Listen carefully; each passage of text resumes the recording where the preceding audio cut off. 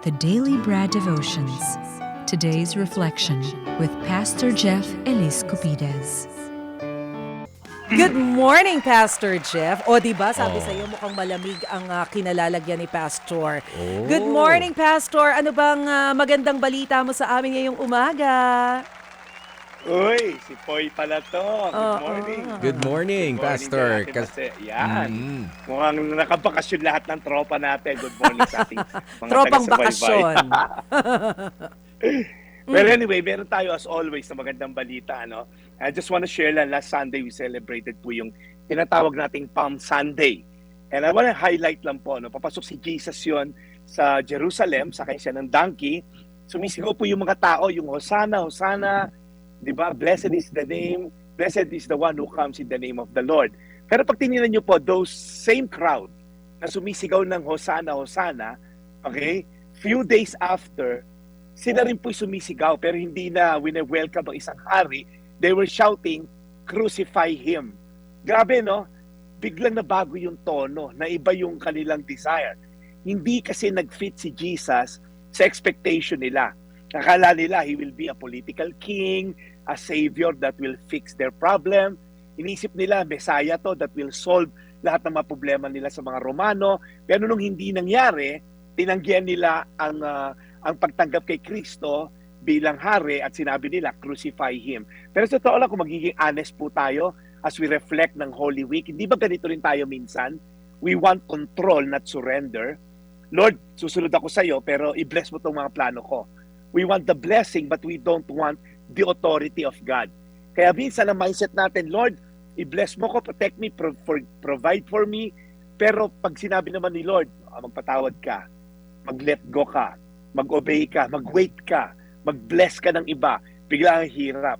Kaya sabi po sa verse natin ngayon, Lucas 6:46, bakit ninyo ko tinatawag na Panginoon, Panginoon, at hindi nyo ginagawa ang aking sinasabi?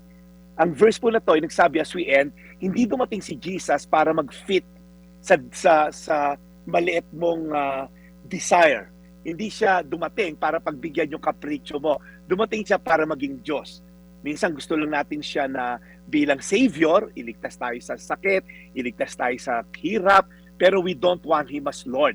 But then again, God is Lord. Jesus is Lord.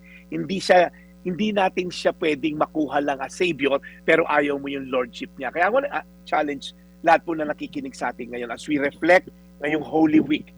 The question is, tinatanggap mo ba si Jesus as Savior lang or also as Lord? Because you cannot have just one or the other. You have to accept Him as Lord and Savior. So sa mga tao po ngayon na may mga pinagdadaanan, baka po tayo puro hingi lang kay Jesus and then ayaw naman natin yung kanyang Lordship sa buhay natin. So maybe this is the season na gusto natin magpatawad, gusto natin mag-let go, gusto nating magbigay ng ayuno, kumbaga, no? Mag-ayuno tayo to really seek Him with all our heart. So ulitin ko lang po yung verse natin, Lucas 6:46. Bakit ninyo ako tinatawag na Panginoon, Panginoon, at di nyo ginagawa ang aking sinasabi? Yan ang challenge sa ating ngayong Holy Week. Tayo magdasal. Panginoon, salamat po dahil hindi lahat ng tumatawag sa iyo ay nagkakaroon ng opportunity na sundin din ang kagustuhan mo. Minsan, Lord, para kami user-friendly. Gusto lang namin yung blessing but we don't want the Lordship. Gusto lang namin yung benefit but we don't want the authority over us. So Lord, hindi ka pumarito sa lupa para bigay lang ng mga kapritsyo namin, kundi gusto mo kaming maging anak mo at sumunod sa iyong kagustuhan. Tulungan mo kami ngayong Holy Week mag-reflect sa mga katotohanan na to sa pangalan ni Jesus. Amen. Amen. Amen. Amen. Nako, Pastor, saan ka ba namin makikita ngayong Holy Week?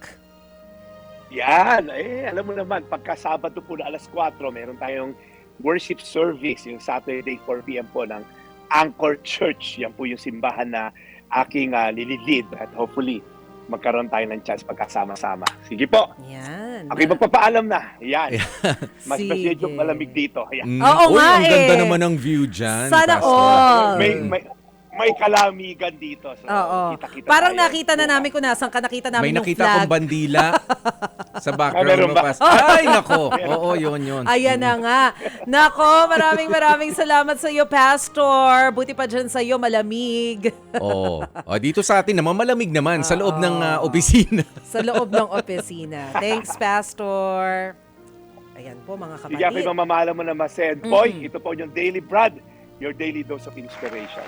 Mga kapatid, para sa iba pang mga balita at impormasyon, sundan niyo po kami sa X, Instagram, Facebook at syempre sa TikTok, True Network PH. Mag-subscribe din po kayo sa aming YouTube channel, True Network. May website din po tayo, truenetwork.ph, at pwede niyo rin po kaming mapanood sa Channel 19 ng aming True FM TV. Lagi pa rin makinig sa radyo dito po sa 105.9 True FM dahil dito, lagi po sa'yo, kapatid. Dito tayo sa totoo, tunay at tapat.